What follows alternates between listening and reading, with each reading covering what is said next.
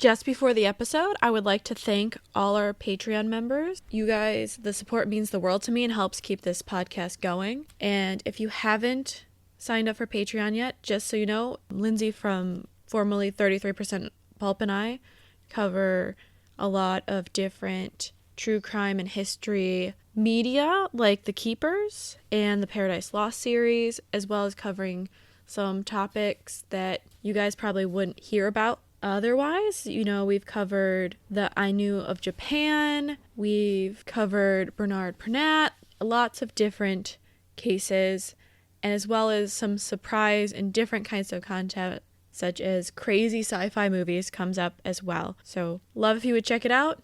Thank you guys for all the support and allowing me to keep doing this for the past few years. So thank you. And now on to the episode. So welcome back to the Cult of Domesticity. I'm here with Scott of the many podcasts. You at Status Pending, Dead and Gone in Wyoming, Finding Jodie. Am I missing one?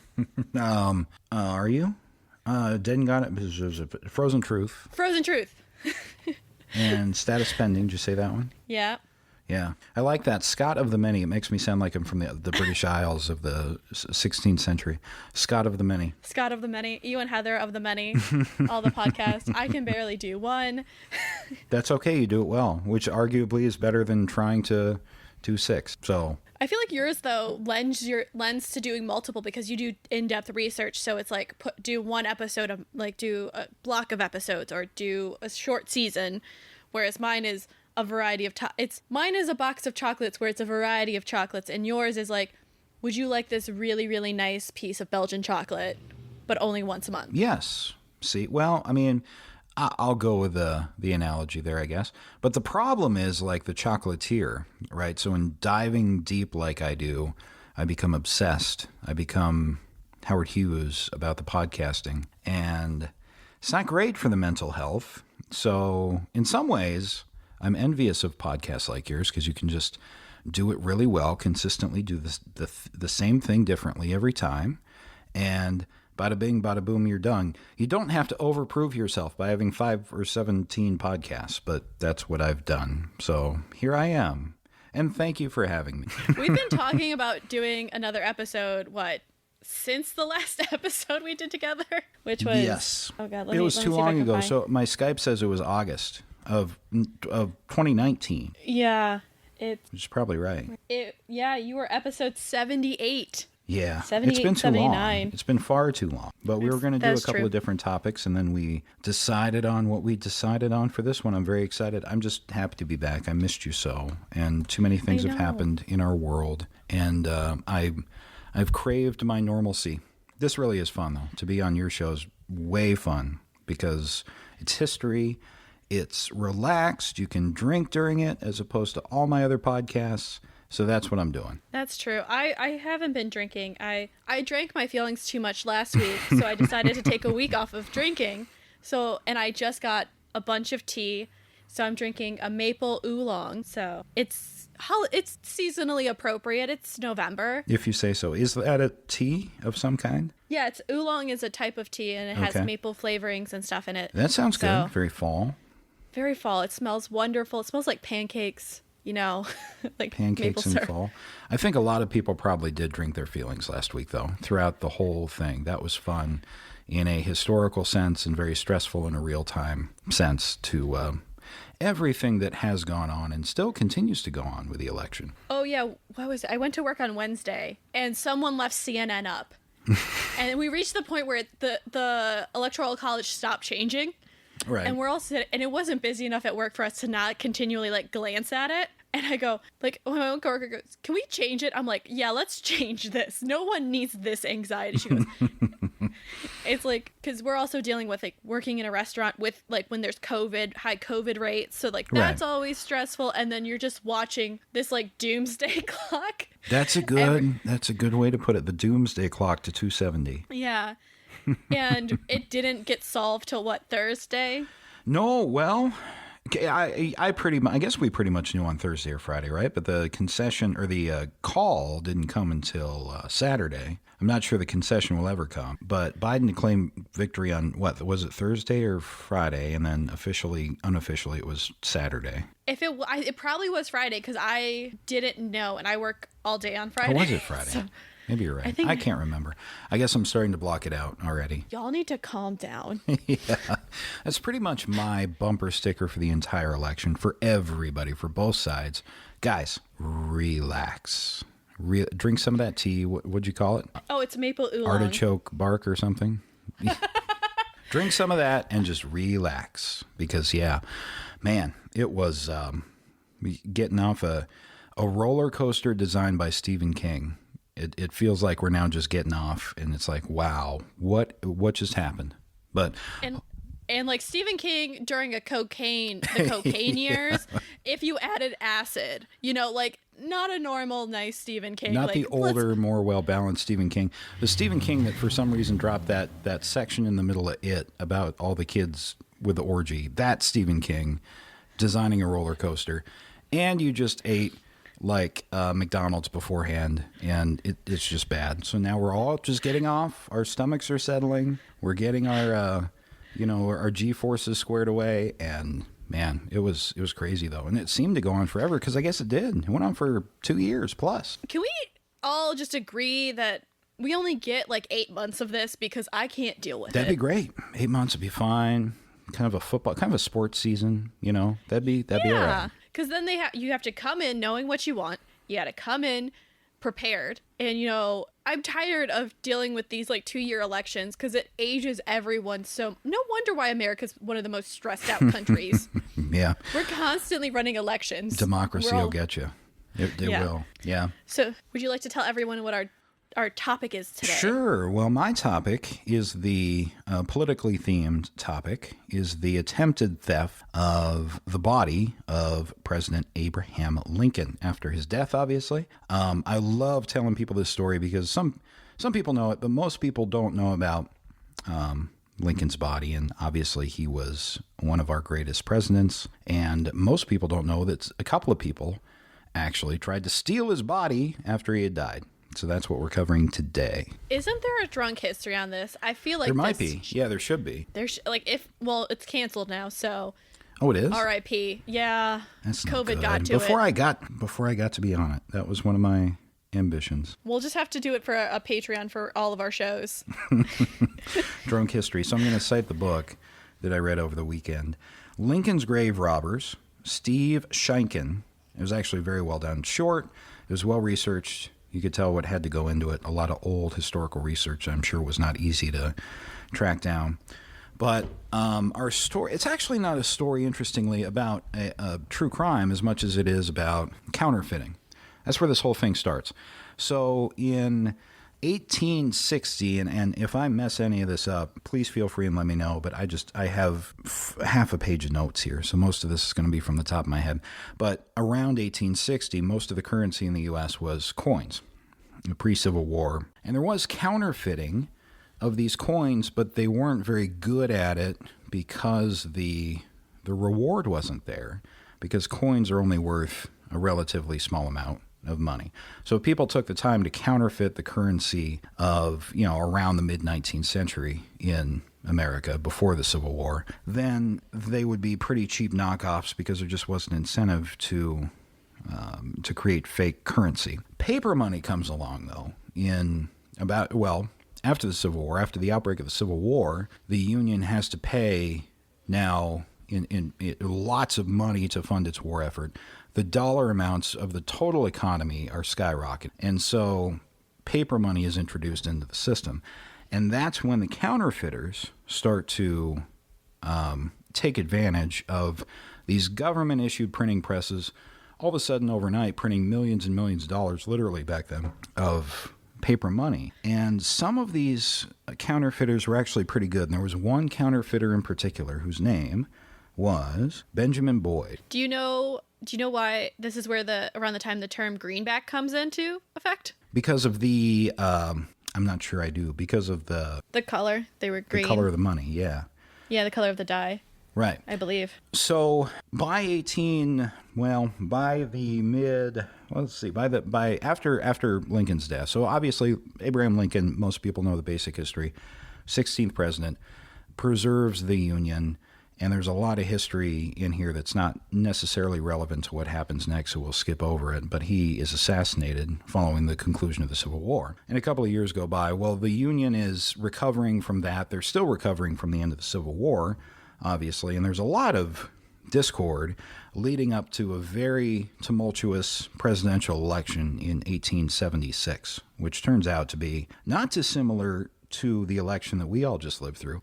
Something a bit different than that, though, that we'll talk about because it becomes a part of the story. But by 1874, there's this counterfeiter named Benjamin Boyd who has become the Michael Jordan of counterfeiting paper money. He is a rock star. He is actually single-handedly threatening the entire economy of the United States because he's undermining the currency. When in the 1860s, early 1860s, when coin currency was the predominant currency in America, 1 or 2% of the currency was counterfeit. By mid-1870s, by 1874, 1875, half of the currency in America was fake, by some estimates. Yeah, and that undermines it because people won't start accepting it. Right. And so that's where you go back to bartering or putting, because I believe this is where we kind of get off the gold. We don't really get off the gold standard until the New Deal,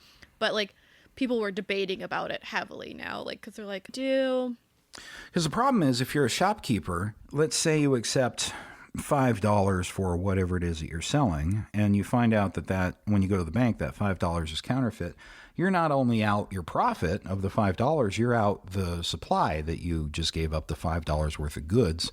It's like driving off with a full tank of gas. That gas station has a very, very small profit margin, and you just took, $40 worth of their product. So when the counterfeiting became that prominent across the country, the Secret Service was literally put on the case because Congress flipped out. They didn't know what to do. They didn't know how to stop it. They didn't really have an enforcement. There was no FBI, obviously. There was no law enforcement agency tasked with tracking this down, especially on the national scale, because all of our system to this day is federalist in that every jurisdiction kind of has prominence over itself. We've evened that out a little bit, obviously, over the years. But even today, it's like that, where every jurisdiction enforces itself. So we needed a national police force like 100 years before Herbert Hoover would found the FBI. So that's where the Secret Service gets involved. They're tasked without precedent and, frankly, probably unconstitutionally, to track down, be the national police force for this one, I can't remember the term that they used for it, for counterfeiting of paper money. You have to think too, we didn't really have local police forces either. Right. So they're going in cold a lot of the time because you say there's something happening, it's most likely gonna ping off at the local level. Ohio was just in the news for a big break in a human trafficking, and they found out because there was someone who, a sex worker who got arrested for attacking a guy, and she broke it. So they worked on it all across the county, across the state. So they went to the state. So state troopers were involved, FBI was involved. So there's multiple layers, but a lot of things don't happen unless, someone gets arrested by a local cop now, right. Local, someone locally notices something weird. So they're going into a lot of places really cold, which has to be really, really fucking hard. Well, even the FBI today, after Hoover's death, they had to curtail some of what he had built in terms of just a nationwide capacity for law enforcement because he had overstepped. So even now, the FBI doesn't get involved in nearly as much as they used to, and they're involved in some things nationally in the national interest, but they're not a national law enforcement agency. So we didn't have one then, and we still really don't have one. But you mean you're not supposed to just wiretap whoever you want, threaten people? I eventually have to cover Hoover because yes, you do. Yes, is a fascinating character and just so many issues. I don't know where you would go with it, though. Like, you'd have to compartmentalize. It could be a series, maybe. It would have to be at least a 2-parter. It would be like a very brief one, and I'd have to be like, go here if you want more. There like, you go. It's a lot of what I do with deep series. I'm like, go here. I'm covering a lot of things really quick. So, along those same lines, the Secret Service now, like the FBI under Hoover, is tasked with doing something it had not done before and didn't frankly know how to do. And so these well-meaning, most of them, professional law enforcement agents would go throughout the Midwest primarily, throughout the country, and try to get these counterfeiters. They would try to track them down using human sourcing, basically just getting in and getting sources and finding where these people hung out and arresting them and building cases against them. And you've got throughout this whole time Benjamin Boyd, who, again, that's the Michael Jordan of paper money. He created a $5 mold of the $5 bill that was so good that experts couldn't tell that it was fake. He said he spent like 10 years creating just that one mold. But eventually he was arrested in 1876. How did they find out they were fakes then if they were that good? So usually it was a bank teller who spotted it, because bank tellers would train the merit, how good a bank teller was would be based on his ability, because it was all men back then, his ability to spot a fake. And at the height of Benjamin Boyd in the American banking system, any bank teller in the country would spot, especially in a major city, would spot a fake once every hour. And that's just the ones they spotted. And that's at every bank across the country, in major cities anyway. So that's impressive. He was undermining the entire United States economy at a time when it didn't need to be undermined. After the conclusion of the Civil War, we're still recovering in a lot of different ways. We did a really good job fucking it up ourselves. Yeah, is exactly. What you're saying. Pretty much. And then, but we're trying to heal, and here comes Benjamin Boyd, who is threatening the entire commerce of the country. And so the Secret Service doesn't know how initially, but they have to find this guy. Eventually, it takes a couple of years, but they actually do, and they arrest him. And he is sentenced to, at that time, 10 years in prison was a very harsh sentence for such a crime. But they, again, kind of threw out all precedent throughout the law and said, you need to go away for a long time. And so they sentenced him to 10 years in the state pen in Joliet, Illinois. So that's where the stealing of Abraham Lincoln's body starts. Because, let's see, to quote Reagan, trickle-down criminality here. So if you have one counterfeiter who is that prominent and that successful, he is making money for lots of different small gangs across the country, and especially where he operated in Illinois and across the Midwest. So this is where we meet, in Chicago, an Irish gang leader, a small-time crook, really, named Jim Canale. Big Jim is how they referred to him. Big Jim, perfect name. I just did Italian hands. I don't know why I did Italian. He's Irish. But I always feel like with the mob, you want to do it's Big Jim. Yeah, right. Big Jim. And the mob. Yeah. And you could have gotten away with not saying anything since it's video, Courtney. I know, but I had to at least tell you. I was like, I don't know why I did it. I don't know what. There's no Irish hand signal, hand thing. Why not Irish people? Why don't you have such? Because I guess Italians talk with their hands, the Irish don't. Because it's cold. Because it's cold. Are you making this up now, or is this I don't know. Scientific? I want to know now. It's not scientific. It's my guess. Because it's cold. So anyway, Big Jim, who talks like this all the time when he's talking about his plans in restaurants, he owns a bar. He owns a bar called The Hub in Chicago. It's a small bar. And he's not what I thought it was going to be named, but okay. No, yeah, The Hub. It's not a very Italian gesture for an Irish mob leader. I'm never going to live that down, and that's fine. What would it have been? What would an aptly named Irish bar? Mick something, I guess. McGillicuddy's or O'Malley's or Patty's. Yeah. No, it wasn't. That was just The Hub. I don't know why, but that's what it was called. So sneakier. Big Jim is we can change it if you want. It's only history. No one cares. So he's the owner of Shamrocks in Chicago. The Hub, Shamrocks edition. You're right. So he's a bartender. He's unassuming, and he's like, it's a criminal bar in terms of this is a place where all these people would hang out, small-time crooks. But walking in there, you could walk in there, I suppose, accidentally, and it doesn't look like it's mobbed out. It doesn't look like it's a criminal place necessarily until you get talking to the people who are in there. So his whole thing was to run his small criminal gang, Big Jim, from Shamrocks in a way that is undetectable, but still is an organizing point for his small town gang. So after the arrest of Benjamin Boyd, it doesn't take long for him to start to feel the pinch, and everybody else, on down the line, again, trickle-down criminality. Everyone's starting to feel the business just dries up from this very lucrative underbelly of the economy of counterfeiting. Benjamin Boyd's in jail. Nobody can do what he did. No one can even come close. So all of a sudden, the Secret Service has basically achieved their goal, because overnight, 50% of the U.S. currency being counterfeited becomes 20%, which becomes 10%. And eventually, they have to figure out a way to make money. This revenue stream they used to have is gone. So Big Jim, along with a couple of other members of his gang, come up with a plan in late spring 1876. It's actually, I believe, Big Jim's idea to hold hostage for ransom Abraham Lincoln's remains. Question, how drunk were they at the pub when Probably, this idea came up? Probably pretty drunk, because what happens next is, so Big Jim has this idea. He's a mastermind. He's like, all right, we're going to go to Springfield, which is where Lincoln's body is entombed, is laid to rest. There's a memorial there. It's not Fort Knox, but there is some security. There's some blocks to overcome and things like that. But Big Jim says, we're going to go there. We're going to steal the body. We're going to demand from the governor $200,000 and the release of Benjamin Boyd, of course, from prison, because he's our moneymaker.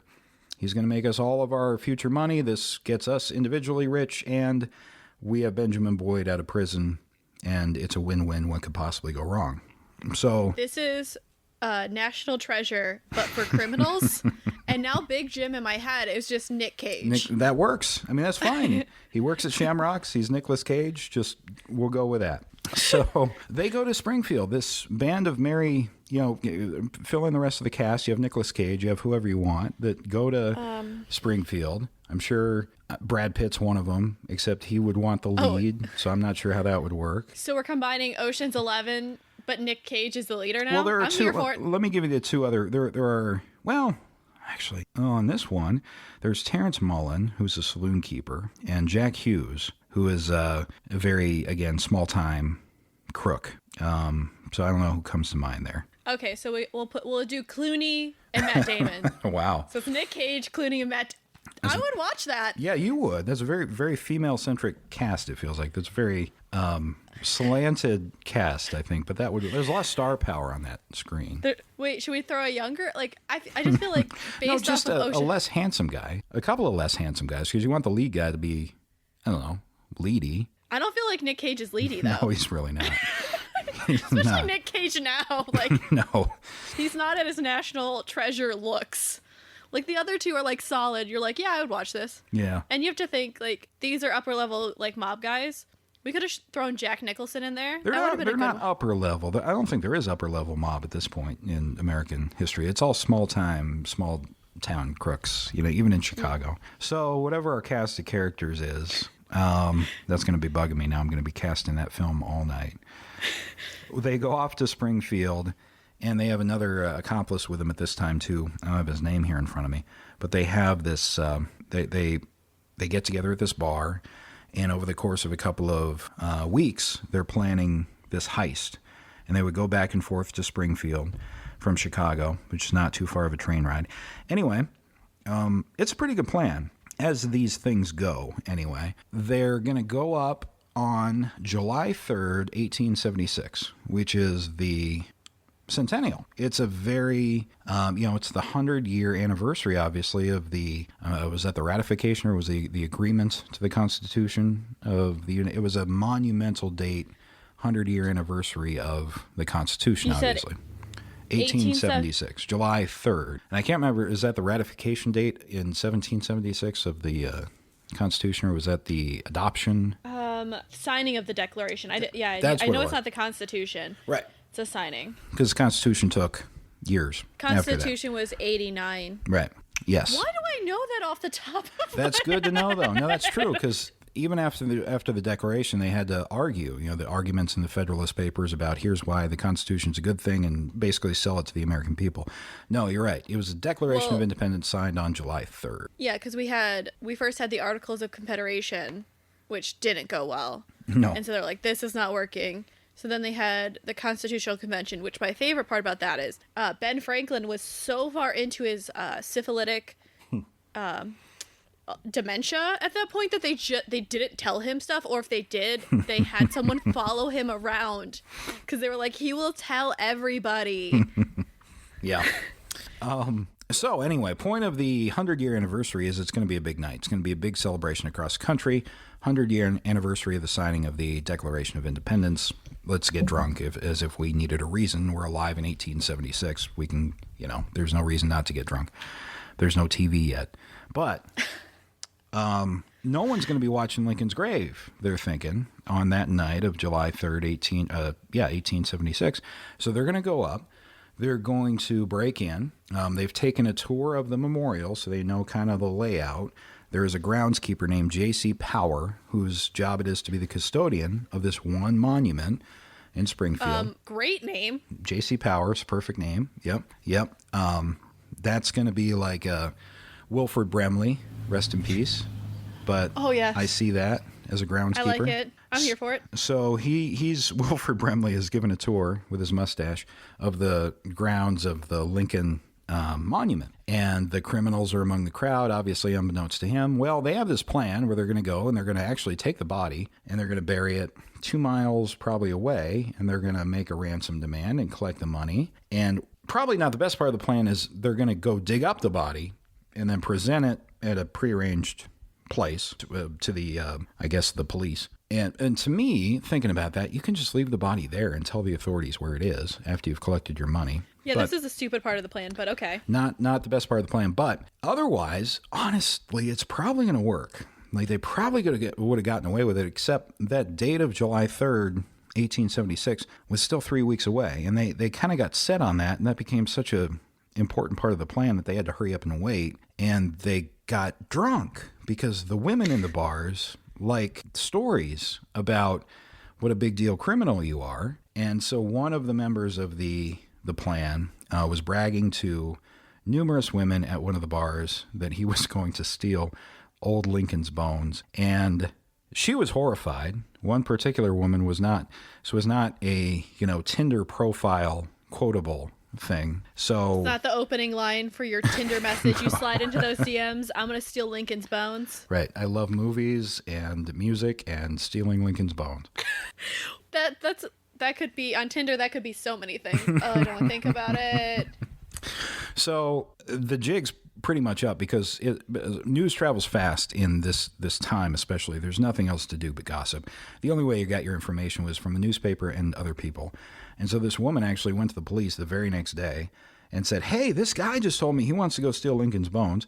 And the police officer, who she told was actually good friends with someone who knew President Lincoln in life, called him. He called Robert Lincoln, President Lincoln's son, and everyone basically freaked out. And so when appropriately freaking out. And so the criminals woke up, I'm sure, with a nasty hangover and not have had the result with the ladies that they imagined the night before.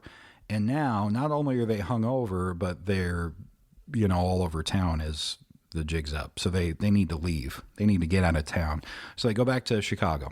And they get back to Big Jim at the bar, and Big Jim is kind of like, you guys are idiots. We had a perfect plan. Why'd you guys screw it up, basically? Three Stooges. What's wrong with you guys? So because they were horny and drunk. Pretty much. Yeah. How a lot of bad things happen. That is how all great decisions are made in American history. Yes. But, the weeks go by and the heat dies down. There's no crime that's been committed, and no one comes looking for him. And so Big Jim back at the bar at McGillicuddy's in Chicago, or whatever Shamrocks in Chicago. He's kind of stewing, and he's like, you know what? This plan is not bad. This plan could still work. And he settles on election night of the same year of 1876. He's like, I want to do this again. I want you guys to go back. We're going to have a new guy join us. I want you guys to go back, execute basically the same plan. Don't F it up this time, please. And to ensure that you're not going to F it up, you're not going to go until November the 5th or whatever, the day before the election day. So they rearrange their plan, and they kind of get their act together a little bit. And those two men, along with a man who works his way into the group, Louis Swiegels, Yeah, because they're lacking grave robbing ability is what they're lacking. I mean, there are people at this time who do have that set of skills. There are. It's the time of Burke and Harry. It was a vocation because universities would need cadavers, and there are funny stories, funny in I guess a strange way, of some of these guys got so proficient at robbing graves that they didn't want to just do it at nighttime. They would do it during the day, and they would dig up these bodies and they would load them into the carriage, and they would transport the bodies in the front seat. And if anybody passed them going the other way on the road, they would just basically pretend the dead body was drunk and go on about their way, smack them around and lecture the corpse about how a father of three should not be behaving this way in the light of day. So they did a Weekend at Bernie's to exactly. the corpses. Yeah, that's exactly what it was. There's so many movie references in this right now. It's the movie one. Yeah. So anyway, where was I? They're going to do this again. They're going to go back to Springfield and they're going to do it better this time. Well, our friend Wilford Brimley, J.C. Power, back at the monument, was rightly alarmed by all this, and he's begging for increased security, and he's asking for help. And the people that fund the Lincoln Monument didn't do a great job of it. It was very shoddily built. There's not a whole lot of money there. It was kind of a whole. It was stepped into backwards, kind of from the very beginning, from Lincoln's death, to begin with the fight that they had with Mary Todd about where the body was going to be, whether it was going to be in Chicago or Springfield or whatever. Anyway. So he's trying to get increased security and no one's listening to him. Meanwhile, these band of merry criminals from Chicago are going to go back to Springfield on election night and steal the body of Lincoln again, but do it right this time. So you have this guy, this grave robber, Louis Sweegles, with him, and they hatch a plot to do it again. Just go back on November 5th, the day before Election Day, in 1876, November 6th, 1876. And they go back and they get a hotel room, and the plan is going perfectly. There's not enough time for the guys to get drunk and screw it up this time.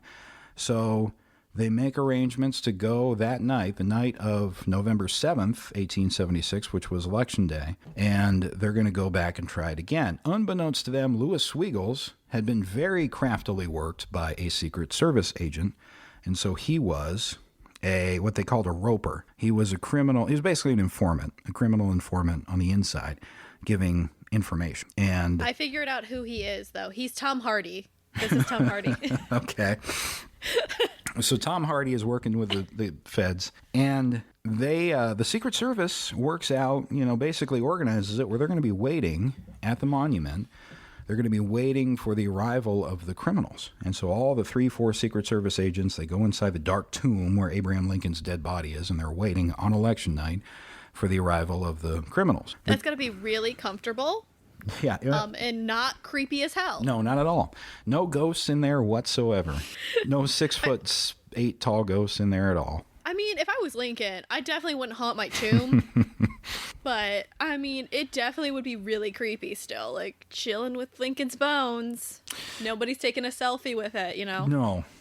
So they wait and they wait and they wait, and eventually they hear the approach of the criminals. They're coming up and they're breaking into the tomb, and there's a big marble sarcophagus around Lincoln's coffin. The coffin itself is like 400 pounds, but the sarcophagus they eventually pry open. And the informant, Louis Sweegles, has a sign that he gives, and he goes outside and he gives it to the lead Secret Service guy. And the Secret Service guy acknowledges it, but says, we're going to wait. We're going to wait because I want them in the act of actually having their hand on the grave itself, on the box itself. So they wait, and they wait, and finally he gives the command to go, and the rest of his guys start charging out of the hiding places that they're in to go around the corner to the tomb. And one of the Secret Service agents' pistols goes off accidentally. Oh, no. So the element of surprise is gone. And by the time they get to the tomb, the criminals have left because Louis Sweegles is trying to find a way to get out of Dodge, basically, to flee so he's not there when everyone gets arrested. He says, I'm going to go get a wagon that doesn't exist. So he's gone. And while they were waiting for Sweegles to return with the wagon, the other two guys were like, this doesn't feel right. They don't know that the feds are there, but they're like, we're not going to wait in the tomb here for, let's wait outside. And that's when the gun goes off. So they book it. The other two criminals book it and they escape. So for 3 or 4 days, these people, these two criminals, Jack Hughes and Terrence Mullen, they're wandering through Illinois and they elude capture for a good 4 or 5 days. Eventually, though, Terrence Mullen goes back to tending bar with Big Jim at Shenanigans in Chicago, and Jack Hughes initially holds up with his dad, but he also eventually goes back to the bar. So eventually this Secret Service agent gets word that all three of the guys are back at the bar at the same time, and he arrests Terrence Mullen and Jack Hughes for the crime of attempting to steal Lincoln's body. Eventually, they're both sentenced to 1 year in jail. After all that, they're sentenced to 1 year in jail. And one of them, was it Jack Hughes? I can't remember. One of them, though, this was kind of a low blow. This was a dick move a little bit. When he's coming out of jail after serving his sentence, the Secret Service agent is there waiting. When he's walking out a free man, he arrests him for a different crime and sends him right back in jail for counterfeiting. I think that was Jack Hughes for counterfeiting. But that before my battery dies here, and I'll switch audio sources, that is the history of the attempted theft of Lincoln's body. Fun footnote, though, it turns out like Washington's skull was also stolen, nearly. Really? Yeah. I didn't know that. It was a gardener who had been fired, and so he went back, and inside that tomb, I guess, there's a whole bunch of different coffins, and he grabbed a skull, and I think it was the wrong one. I think that's what that was.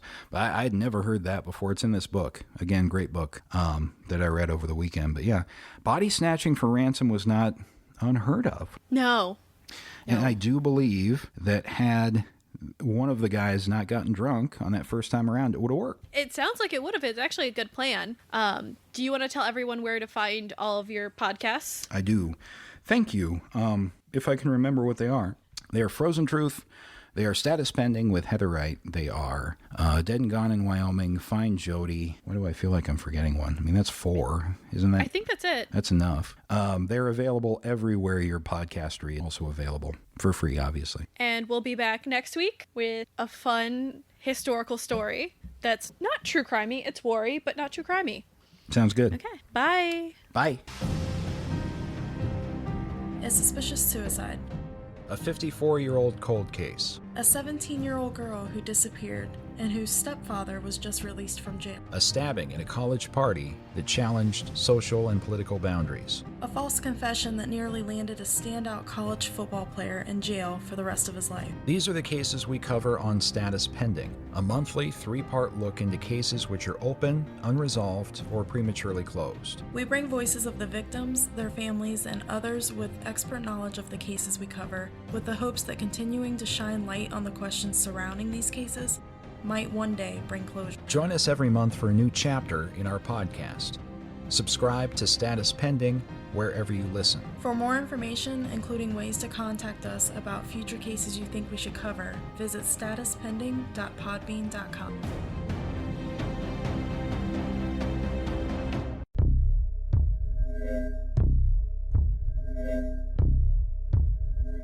I'm Heather. And I'm Rochelle. And we're the hosts of Nature vs. Narcissism, a true crime podcast mixed with some dark humor. Sometimes we have alcohol. Sometimes we have guests.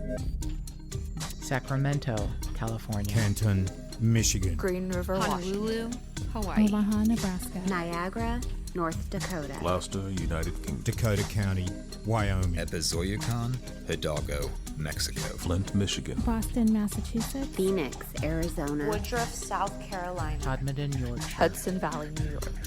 In Season 2, we will examine notorious killers in cities across the globe from A to Z. We'll delve into their criminal history as well as their upbringing to try to determine why these killers commit these violent acts. Was it nature? Was it nurture? Or was it plain old narcissism? Find us on your favorite podcast streaming service. Or visit murder.ly.